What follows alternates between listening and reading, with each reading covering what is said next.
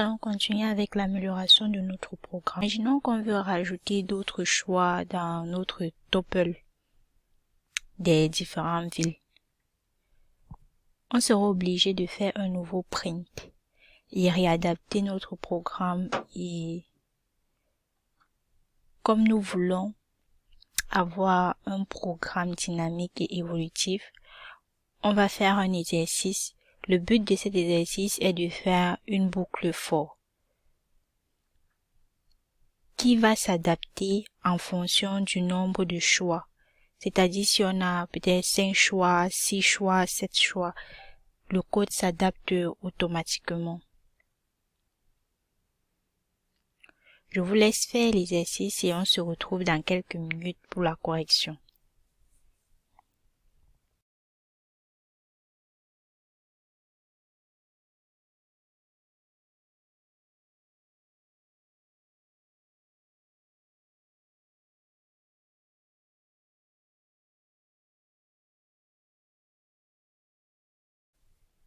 Pour la correction, on va commencer par commenter ceci, les différents choix.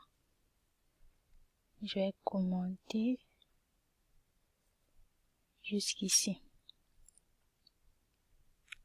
Et après, je vais faire une boucle for i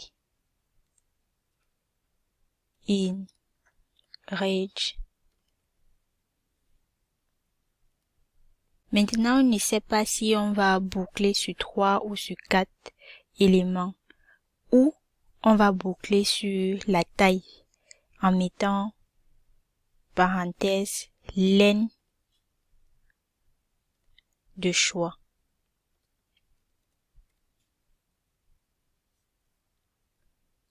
Deux points.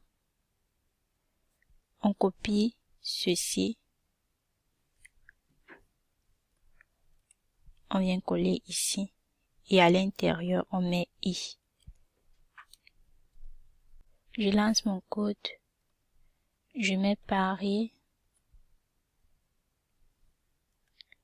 Bonne réponse. Je mets Venise. Mauvaise réponse. Donc notre programme fonctionne normalement. On aimerait entrer à la place des noms plutôt des chiffres. C'est-à-dire ici, on va mettre entre 1 et 4. Comme ceci. Mais le chiffre 4 qu'on vient de mettre là doit être remplacé en fonction de la taille du choix. Donc si on a 5 choix, ça doit s'afficher 5. Si on a 6, ça doit s'afficher 6. Et ainsi de suite.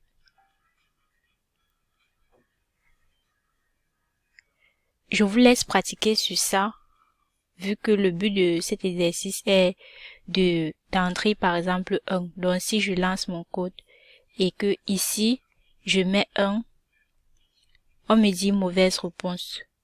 Si je mets 1 ici, on me dit toujours mauvaise réponse alors que j'ai entré Venise.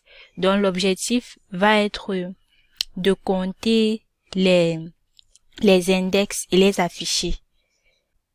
Par exemple, on aura 1 pour Marseille, 2 pour Venise, 3 pour Paris, ainsi de suite. Je vous laisse pratiquer sur cet exercice et on se retrouve dans quelques minutes pour la correction.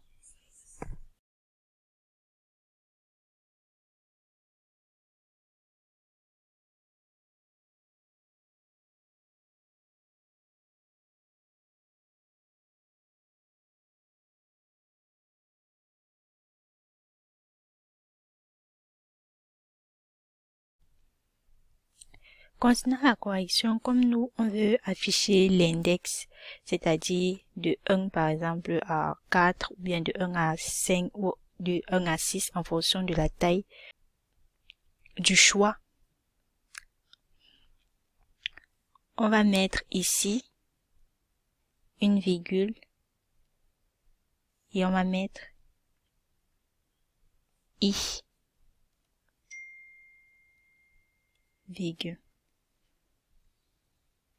Et si je lance mon code, on va voir que les index commencent à partir de 0 jusqu'à 3. Donc ici, on va mettre plus 1. Je relance. On a bien 1, 2, 3, 4 qui s'affiche.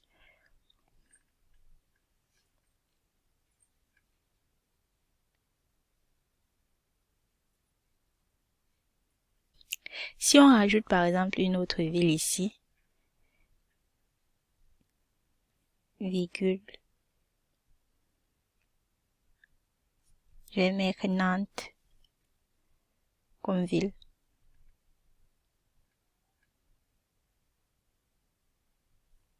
Et que je relance par exemple, vous voyez qu'à ce niveau, on a toujours réponse entre 1 et 4. Pourtant, nous sommes à 5 villes.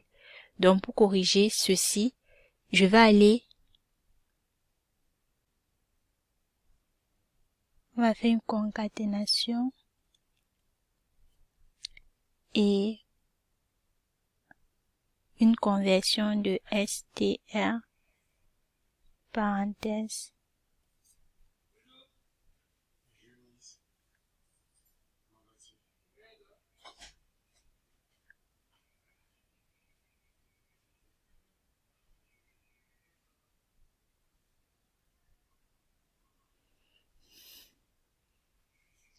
len de choix, comme ceci. Je lance mon code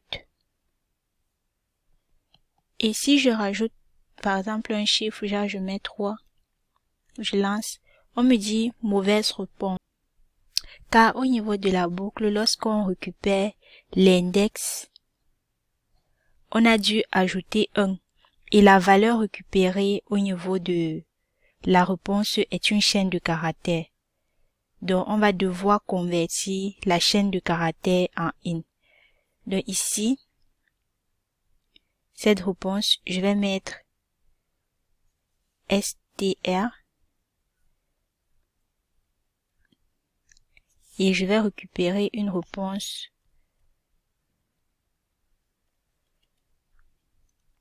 in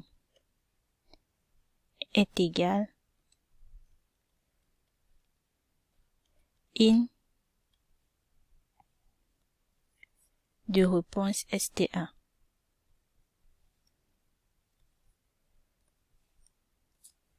Comme nous avons vu plus loin comment concaténer les chaînes de caractères en int et vice versa. Pour récupérer maintenant l'index du choix, on va devoir faire moins, c'est-à-dire moins et devant on va mettre choix.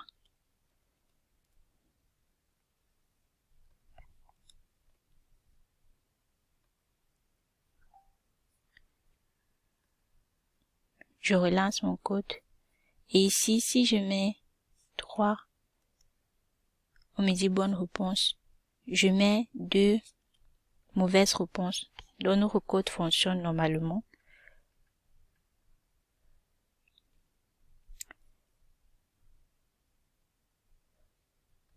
Je vais maintenant relancer mon code et je vais mettre un chiffre en dehors de notre taille. Donc je mets 8. Je lance. On voit bien qu'il y a une exception. Simplement parce qu'on n'a pas eu à gérer tous les cas d'exception, c'est-à-dire si on entre un nombre qui n'est pas compris entre la taille du choix, ou bien si on entre une ville qui n'est pas dans notre liste de villes. Donc c'est tout pour cette vidéo. On se dit à très bientôt pour une prochaine concernant la gestion des erreurs.